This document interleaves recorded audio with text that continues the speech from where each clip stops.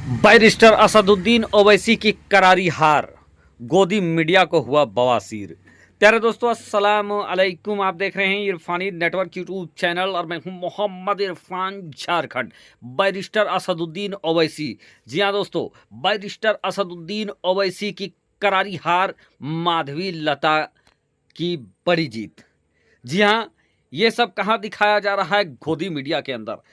गोदी मीडिया के अंदर लगातार ऐसे खबर चल रही है जहां पर माधवी लता को जीतते हुए दिखाया जा रहा है कि माधवी लता की बड़ी जीत हुई है।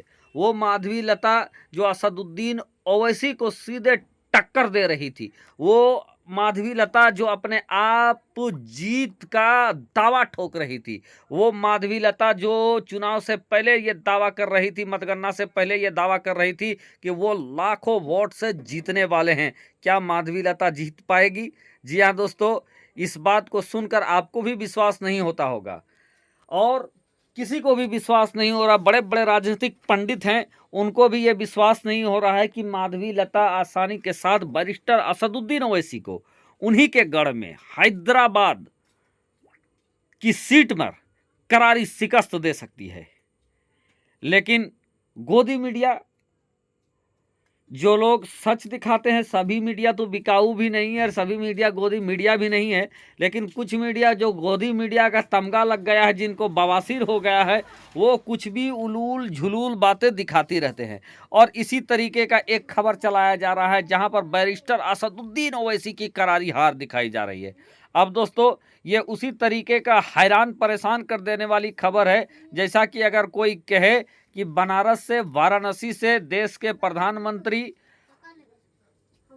जो 2014 से अब तक जो देश के प्रधानमंत्री नरेंद्र दामोदर दास मोदी हैं, अगर उनके बारे अगर कोई कहे कि वो बनारस से फिलहाल हार रहे हैं, तो ये भी मैं कहूँगा कि शायद रिपोर्टर जो ये रिपोर्ट भेज रहा है, शायद उनको कुछ तकलीफ है या कुछ उसका दिमागी प्रॉब्लम है।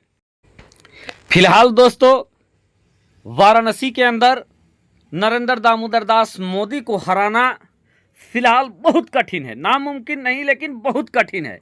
और उसी तरीके से असदुद्दीन ओवैसी का हैदराबाद की सीट से हार जाना, किसी भी नेता के द्वारा उतरकर असदुद्दीन ओवैसी को हैदराबाद की सीट पे हरा देना, ये भी नामुमकिन के बिल्कुल करीब है। यानी दोस्तों, अगर 1000% अगर दिया जाए तो उसमें 999% असदुद्दीन ओवैसी को वहाँ से हराना नामुमकिन है और 1% में कुछ भी हो सकता है। असदुद्दीन ओवैसी, जिनके सामने बड़े बड़े सूरमा का हेकड़ी निकल गया, असदुद्दीन ओवैसी जिनके सामने मोदी लहर भी बेअसर रहा, जिस मोदी लहर में बड़े बड़े दिग्गज साइड लग गए, जिस मोदी लहर में बड़े बड़े दिग्गजों का तंबू तिरपाल उखड़ गया, उस वक्त भी असदुद्दीन ओवैसी मोदी के सामने 2014 और 2019 के इलेक्शन में डट कर रहे और जीत कर उन्होंने दिखाया। और इस बार दोस्तों, मोदी के सामने माधवी लता जी हैं, जो अपने बड़बोलेपन और अलग तरीके के बयानबाजी और अपने उलूल जुलूल हरकत की वजह से लगातार चर्चा में रहे। एक बार मस्जिद की तरफ तीर छोड़ने की वजह से इनको माफ़ी मांगना पड़ा था, फिर ये मुसलमानों के, इस्लाम के ऊपर भी कुछ टिप्पणी कर बैठे थे। उसके बाद वोट के दिन, इलेक्शन के दिन खुद से लोगों का आईडी कार्ड और चेहरा उठाकर चेक कर रहे थे, उस पर भी इनके ऊपर एक्शन हुआ है। लेकिन उसके बावजूद दोस्तों, क्या आपको ये विश्वास है, क्या माधवी लता को ये विश्वास है कि असदुद्दीन ओवैसी को वो हैदराबाद के अंदर हराने के लिए जा रही हैं? कितने लोग यहाँ पर हैं दोस्तों जिनको लगता है कि असदुद्दीन ओवैसी को माधवी लता हैदराबाद के अंदर हराने जा रही है? लेकिन जो बवासीर मीडिया है, जो गोदी मीडिया है, जिनको रात में उलूल जुलूल सपने आते रहते हैं, जी हुजूरी और चमचागिरी का सारी हदों को जो पार कर चुके हैं, उनका लगातार ये आकलन आ रहा है, बल्कि थंबनेल में जो पोस्टर बनता है उसको थंबनेल कहा जाता है, उन थंबनेल में लिखा कर देखा जा रहा है कि असदुद्दीन ओवैसी की करारी हार दिखाया जा रहा है एग्जिट पोल में। जबकि दोस्तों असल तो ये है कि असदुद्दीन ओवैसी कितनों भी कट जाए, पिट जाए, लुट जाए, लेकिन उसके बावजूद अभी भी असदुद्दीन ओवैसी का वोट प्रतिशत जो हैदराबाद सीट में उनका वोट प्रतिशत जो बताया जा रहा है वो कम से कम 50 के करीब बताया जा रहा है, यानी 47, 48, 50 के करीब असदुद्दीन ओवैसी का एक जनाधार बताया जा रहा है। और ऐसे में उनके जो निकटतम प्रतिद्वंदी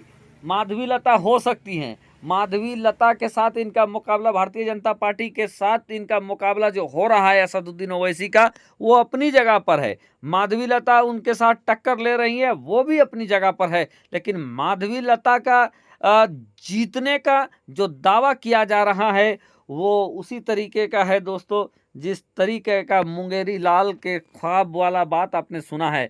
लेकिन कुछ लोग नमक हलाली इस कदर करते हैं, जिनके ऑफिस में पाउच बंडल पहुंच जाता है, लिफाफा पहुंच जाता है, तो फिर वो उसी तरीके से तलवा चाटने लगते हैं और उलूल जुलूल बातों को सामने रखने लगते हैं और ये दिखाने लगते हैं कि फला जीत रहा है, फला हार रहा है। हालांकि आकलन करना कोई गलत बात नहीं है, आकलन किया ही जाता है, लेकिन उसमें भी थोड़ा दीन धर्म बचा कर रखो, कम से कम लाज शर्म को बचा कर रखो। और मीडिया की विश्वसनीयता जो है, जो लोग जो समझते हैं कि मीडिया वो चीज़ है जो कि गरीबों की, मजलूमों की और गलत का आवाज़ बुलंद करेगी, और जिनका आवाज़ कोई बुलंद नहीं करता है मीडिया उनको उनकी आवाज़ बुलंद करती है, उनको इंसाफ दिलाने में काम करती है। लेकिन इसी तरीके का अगर अपना ज़मीर बेचकर लोग काम करते रहें, उलूल जुलूल अगर काम करते रहें, तो लोगों का आने वाले दिनों में मीडिया से भी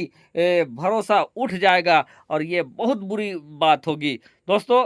तो यही बात था जहां पर यह दावा किया जा रहा था कि माधवी लता की जीत और असदुद्दीन ओवैसी की हार अब से कुछ ही घंटों के बाद डिक्लेयर हो जाएगा। सच्चाई किसमें कितना दम है, लेकिन 90% नहीं बल्कि 95% तक दोस्तों जो ये कह रहे हैं कि माधवी लता जी की जीत का दावा ठोक रहे हैं, उनको तो यही कहना पड़ेगा कि शायद मुंगेरी लाल के नए सपने हैं। हाँ, आने वाले दिनों में अगर बेहतर परफॉर्मेंस रहा, अगर वो लगी रही और जनता के बीच वो काम करती रहे, तो आने वाले दिनों में वो कड़ी टक्कर असदुद्दीन ओवैसी को जरूर दे सकती हैं। लेकिन फिलहाल असदुद्दीन ओवैसी के सामने माधवी लता टिकती हुई नजर नहीं आ रही है दोस्तों, जैसा कि रिपोर्टें वहां से सामने आ रही है। आपकी राय क्या है दोस्तों? कमेंट के जरिए हमें जरूर बताएं। शुक्रिया, आदाब।